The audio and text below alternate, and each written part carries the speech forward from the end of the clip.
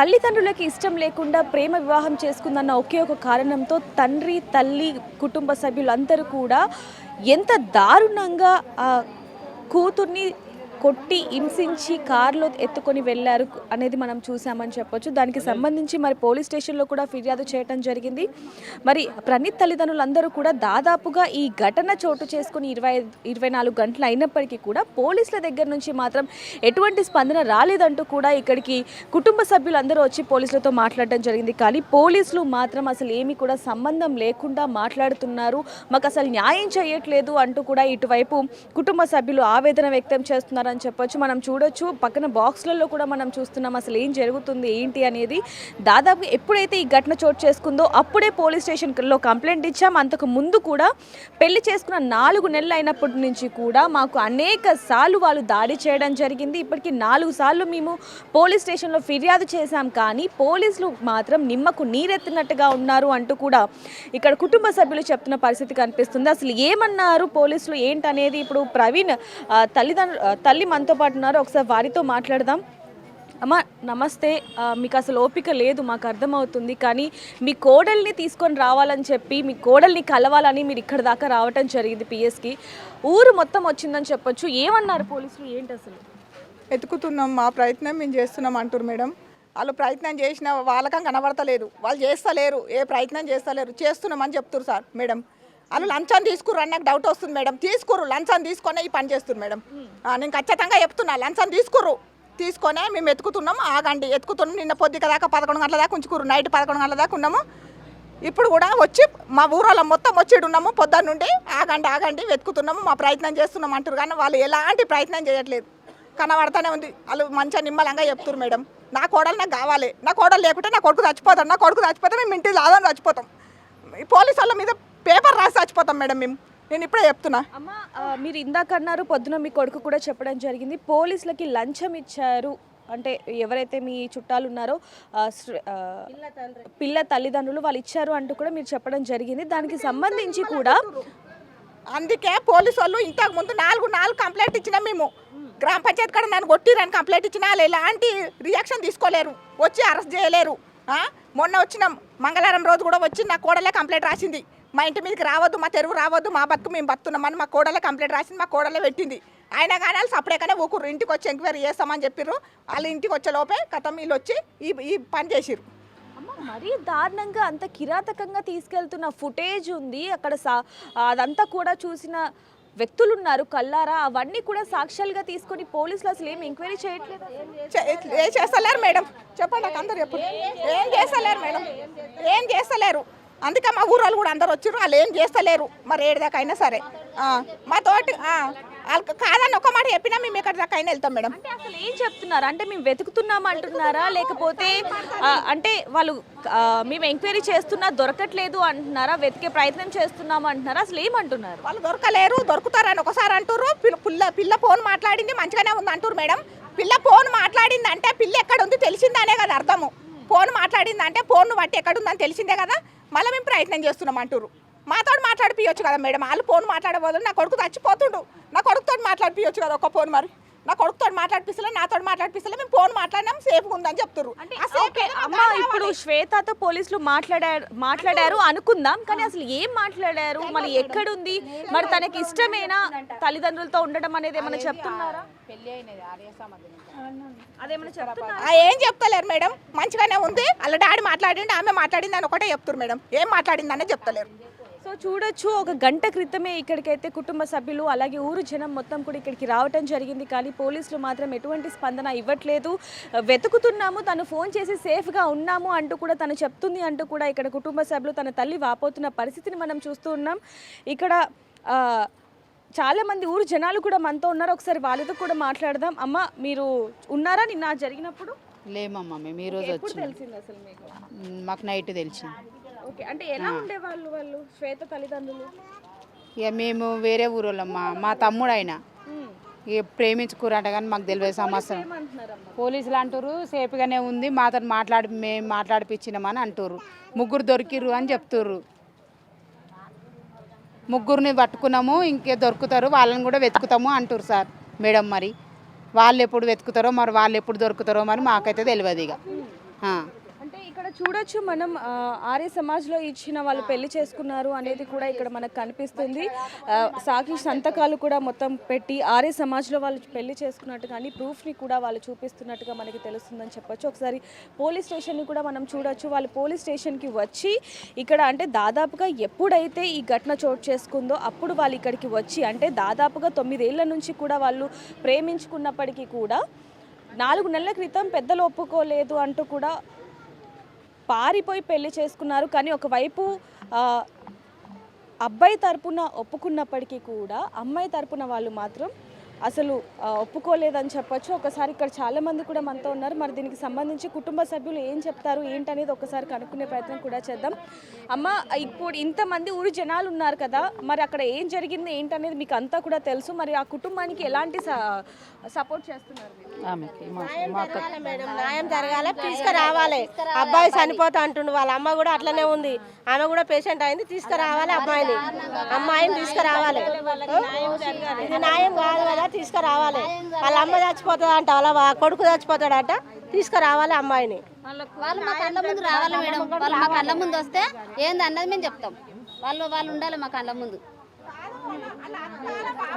మామూలుగా చూసుకుంటే మీరు అందరూ కూడా సపోర్ట్ చేస్తున్నారు కదా, ఎప్పుడైతే అబ్బాయి పెళ్లి చేసుకున్నాడో అమ్మాయిని ఆ రోజు నుంచి కూడా ఆ ఇంట్లో వాళ్ళ మీద అందరి మీద టార్చర్ చేస్తున్నారు అంటూ కూడా పోలీసులు కూడా 4 సార్లు కూడా ఇన్ఫర్మేషన్ ఇవ్వడం జరిగింది.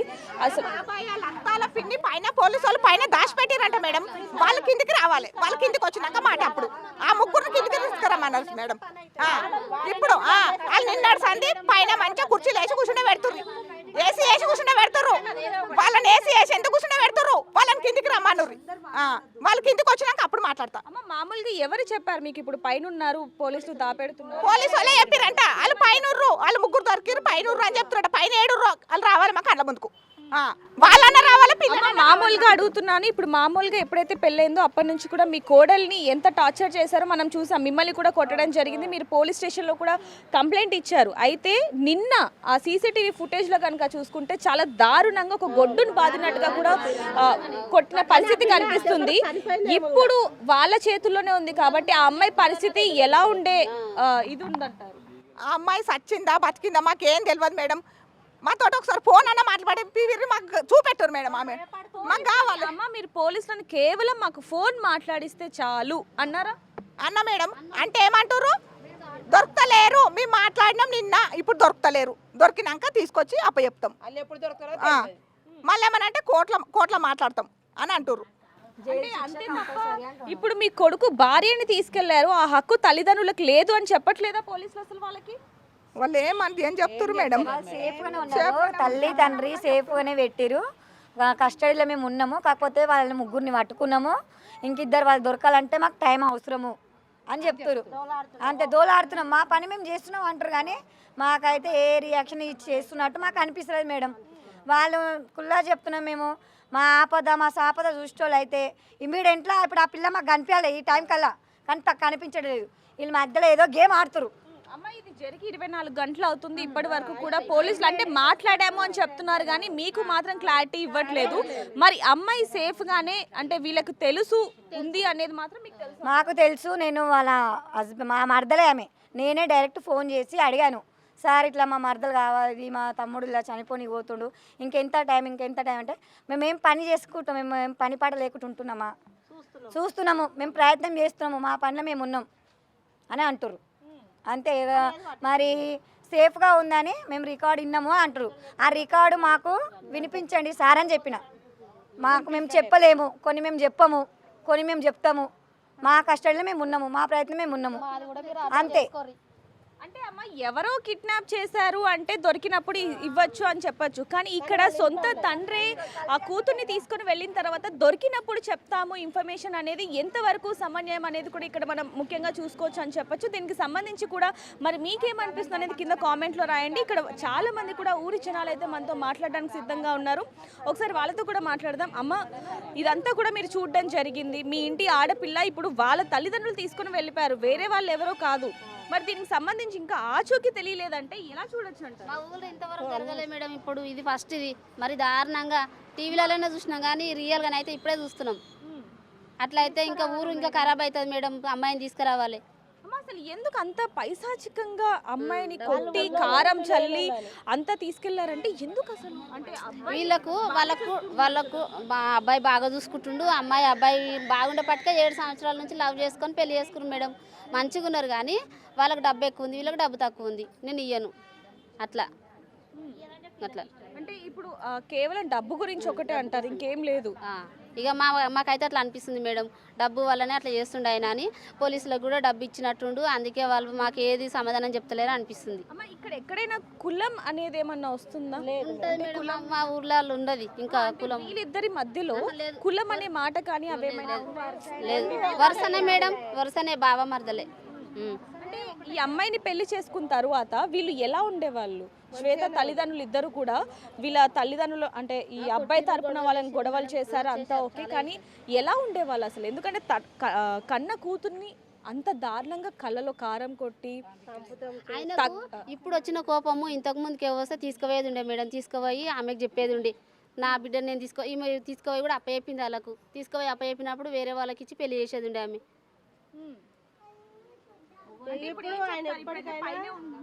అమ్మాయిని మాత్రం తీసుకురావాలి మేడం, వాళ్ళ బాబాయ్ వాళ్ళ పిన్నిని తీసుకొచ్చి అందులో ఉంచిర్రు. ఇక్కడ దెబ్బలు కొట్టిన వాళ్ళని ఇక్కడ ఉంచిర్రు, ఇది మాత్రం పద్ధతి కాదు. వాళ్ళు మాత్రం కొట్టాలి. ఎందుకంటే మేము తల్లి నలుగురం వీళ్ళు గేమ్ ఆడుతున్నారు మేడం, ఆడుతున్నారు. వాళ్ళని కొడితే వాళ్ళు తెలుస్తారు. ఎందుకంటే తల్లి నలుగురిని కొట్టిరు, కొట్టి వాళ్ళని రోడ్డు మీద వేసిరు. వీళ్ళకి న్యాయమైనా రోడ్డు మీద అయినా నిన్న 8 గంటలకు పోయిన పిల్లని కాబట్టి 2 రోజులు అన్నీ మేము పోలీస్ స్టేషన్ పట్టి తిరుగుతున్నాము.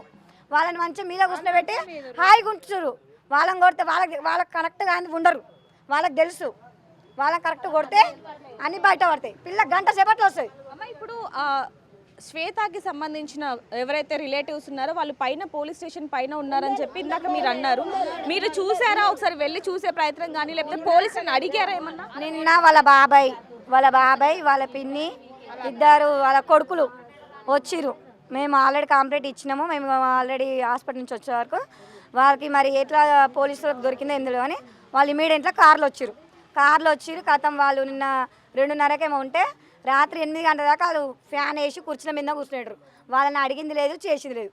మేమే ప్రతిసారి సార్కి ఫోన్ చేయడము, మా మరదల కోసం అడగడము, దొరికిందా 1 గంట సేపు ఆగు అని చెప్తారు, కానీ వాళ్ళని ఏమి అడిగింది లేదు, చేసింది లేదు. అమ్మ ఇప్పుడు మీరు పిఎస్కి వచ్చారు కదా, వాళ్ళు పిలుస్తే వచ్చారా పోలీసులు, లేకపోతే మీ అంతటా మీరు మీ పిల్ల లేదు అని చెప్పొచ్చు?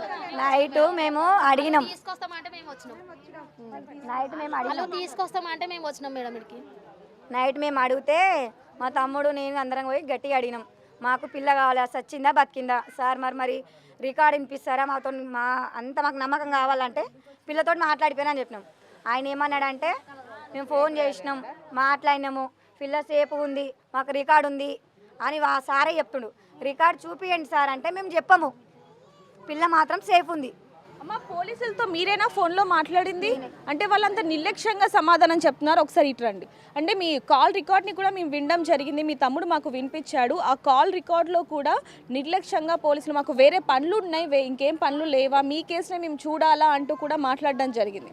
ఇక్కడికి వచ్చాక కూడా ఇక్కడ గేట్ దగ్గర కూడా డోర్ దగ్గర కూడా పోలీసులు మీతో మాట్లాడడం జరిగింది. అప్పుడు కూడా మీ మీద కొంచెం విరుచుక పడుతున్నారే తప్ప సమన్వయంగా అంటే సామరస్యంగా చెప్పట్లేదు. మరి దీని గురించి ఏమంటారు? నిజంగానే పోలీసులు పట్టించుకోవట్లేదంటే వాళ్ళు మామూలుగా నిన్న మధ్యాహ్నం మాట్లాడినప్పుడు కరెక్ట్గా చెప్పిరు మేము చేస్తాము అది అని. నిన్న నైట్ మాట్లాడినప్పుడు అలా కొంచెం మళ్ళీ మామూలుగా మాట్లాడుతురు. నాకు డౌట్ అయితే ఏదో డబ్బు అయితే ఇచ్చిరు, అందుకే వాళ్ళు మా మీద నిర్లక్ష్యం చేస్తురు, అంతే నిర్లక్ష్యం చేస్తున్నారు అంతే. వాళ్ళు కూడా మేము ఆల్రెడీ మాకు పిల్లని కావాలని మాట్లాడిపించండి, మాకు నమ్మకం కావాలి సార్, మేము పోలీసు వాళ్ళు మేము చేస్తున్నాం అమ్మ ప్రయత్నం అంటే మా మరదలతోటి మాట్లాడిపోయండి సార్, మా తమ్ముడు చనిపోనికి పోతుంది సార్ అంటే మేము కొన్ని చెప్పము అని అంటారు, కానీ మా మరదల గురించి ఏ సంగతి ఇన్వెస్టిగేషన్ ప్రాసెస్ అనేది మీకు చెప్పకపోయినా అమ్మాయి సేఫ్గా ఉంది, లేకపోతే ఇక్కడ ఉంది మీ దగ్గరికి వస్తా అంటుందనో లేకపోతే కాల్ రికార్డ్ని వినిపించడమో ఏదో ఒకటి చేయాలి కదా. అంతే తోలుకొస్తాము, వెయిట్ చేయండి సార్ వెళ్ళిండు, వెయిట్ చేయండి సార్ అదే పనులుండు, వెయిట్ చేయండి, మా పనుల మేము ఉన్నాం అదే సమాధానం చెప్తారు, కానీ ఇవాళ కావచ్చు రేపు కావచ్చు మేమైతే తోలుకొస్తాం, ఇది ఒకటే మాట. అంటే అమ్మ ఒక చిన్న మాట, ఇప్పుడు మీరు రిలేటివ్సే కదా, మరి వాళ్ళు ఎక్కడ ఉంటున్నారు ఏంటని మీరు సొంతంగా కనుక్కునే ప్రయత్నం చేయలేదా? ఒకే ఊరు కాబట్టి మేమంతా కరెక్ట్ ఏం చేయలేమే, పోలీస్ స్టేషన్ అనే పోలీస్ దగ్గరికి న్యాయం చేస్తారని పోలీస్ దగ్గరికి వచ్చినాము. నిన్న 8 గంటలకు కిడ్నాప్ అయిన పిల్ల మేము 11 గంటల వరకు వచ్చినామంటే నైట్ 10 గంటల దాకా ఉన్నాం మేము. ఎందుకు? పోలీసు వాళ్ళ మీద నమ్మకం ఉండి మేము పోలీసు వాళ్ళు మేము మాట్లాడినప్పుడల్లా ఒకటే మాట, రికార్డ్ వినిపిస్తున్నాము, అది వినిపిస్తున్నాము, సేఫ్ ఉంది.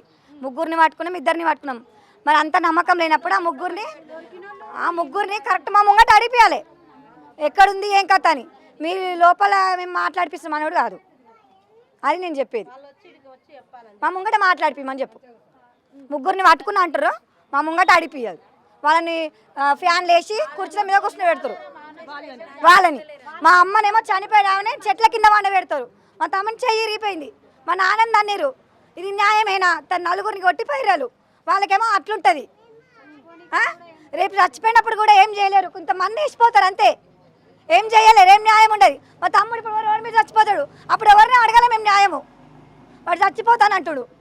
అమ్మ, ఇందాక మీ తమ్ముడు కూడా చెప్పడం జరిగింది, మీ అమ్మగారు కూడా చెప్పడం జరిగింది, ఎక్కడికైనా వెళ్తాము, మా కోడల్ని మేము తెచ్చుకుంటాము, ధర్నా అయినా చేస్తాము, ఏదైనా చేస్తామని చెప్పడం జరిగింది. ఇప్పటికీ 24 గంటలైనా ఇంకా ఎక్కువనైనా కూడా పోలీసులు మాత్రం స్పందించట్లేదు అంటున్నారు. మరి చివరికి ఏం చెప్తారు? ఇక చివరికి ఏం లేదు, 1-2 గంటలు అన్నారు. 1-2 గంటలు మేము చేస్తాం, ధర్నా చేస్తాము. ఇక మేము పోలీసు వాళ్ళకి మాకు పట్టలేదని మేము చెప్పుకుంటాం. ఇక అంతే, మేము చెప్పేంతవరకు చెప్పినాము. 24 అవర్స్ నిన్న 8 గంటల నుంచి ఇప్పటిదాకా మేము ఆగినాము. ముగ్గురిని పట్టుకున్నాం, 2 పట్టుకున్నాం అని కాదు, మాకు పిల్లతో కనీసం పిల్లతోటనే ఫోన్ మాట్లాడిపోయాలి. సేఫ్ ఉందని మీరు అంత ధైర్యంగా చెప్తారు, మా తమ్ముడితోటి మాట్లాడిపోయండి.